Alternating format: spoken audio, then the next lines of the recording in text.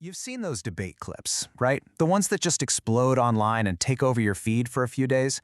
Well, today we're diving deep into one of the most heated exchanges from Jubilee's Surrounded series. It features conservative commentator Charlie Kirk and a group of liberal college students, and we're going to break down the arguments, the tactics, and those moments that went viral. Let's get into it. But before we even get to the claims and counterclaims, we got to talk about the environment here. As UC Irvine's student newspaper points out, these formats are often built for conflict, not really for finding common ground. The goal can easily become humiliation, not collaboration. And that framework is so key to understanding everything that happens next. I mean, just look at this setup. It's designed for tension. You have one speaker in the middle, literally encircled by his opponents. It's an arena, right? This whole structure is built for confrontation and those quick, punchy sound bites, not long, thoughtful discussions. It's less of a debate and more like a rhetorical gauntlet. So, in this pressure cooker of a format, a few moments really took off online. But the one that got shared and argued about the most was the exchange between Charlie Kirk and a student named Naima Trout. Their back and forth on abortion pretty much became the main event of the whole video. Okay, so the first major flashpoint was over the idea of fetal viability, which is a super common and always highly contested starting point in any abortion debate. The question that kicks the whole thing off seems simple enough, right? But it immediately opens up a dispute over the basic facts. Kirk asks Naima directly, and that sets the stage for their first real factual showdown. And boom, right away, it's a battle of competing data. Naima gives the number that's commonly cited in the medical world, 24 to 26 weeks. But Kirk immediately fires back with a record-breaking outlier case, claiming the youngest preemie to ever survive was at 20 weeks. So right off the bat, they're operating from two completely different sets of facts. It's a classic debate tactic to try and establish authority. So, after that clash over the numbers, the argument shifts. It moves away from scientific claims and into the world of semantics. The focus turns to the power of a single word and how defining it can totally reframe the entire moral debate.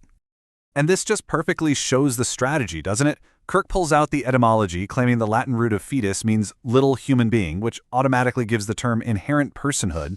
Naima, on the other hand, she sticks to a very simple location-based definition. It's just something in utero. You can see how both of them are using definitions as a tool to control the narrative before a moral argument is even made. All this jockeying over definitions, it leads directly to the single most explosive moment of the whole debate. This was the soundbite that got clipped, shared, and argued about all over social media. And there it is. In her attempt to define the fetus based on its biological dependence, Naima makes this classification. She argues that until it's viable, a fetus is technically functioning as a parasite. And, well, this is the comment that just escalated everything.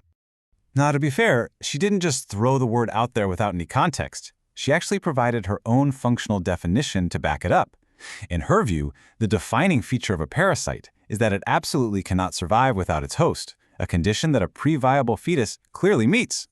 Kirk immediately pounces on this. He takes her definition based on dependency and brilliantly applies it to other humans who are also dependent on care to survive. In this really rapid-fire sequence, he asks if a 4-month-old or an 88-year-old with dementia would also be parasites under her logic. It's an incredibly powerful rhetorical move meant to expose the problematic implications of her definition. So what's the actual biological definition? Well, the standard scientific take is that a parasite involves two different species. A human fetus is, of course, the same species as its mother. And that distinction is really the core of the controversy here. Naima was using a functional definition based on dependency, not the strict biological one. All right, so let's zoom out for a second. When you step back from the moment-to-moment hits and look past the emotional reactions, what are we really seeing here? You start to see the whole debate as a kind of performance, a showcase of different rhetorical strategies. So let's just recap the playbook we saw in action. Both sides came armed with competing data points on viability. They used semantic framing to try and control the meaning of the word fetus. Kirk used those powerful emotional analogies, the baby, the elderly person, to dismantle Naima's argument. And Naima used a form of dehumanization by classifying the fetus as a parasite.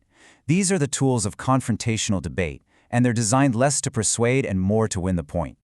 And that really brings us to the final question, doesn't it? After breaking down the format, the facts, the language, and all the tactics, what is the point of content like this? Is it a genuine search for truth on a really complex issue?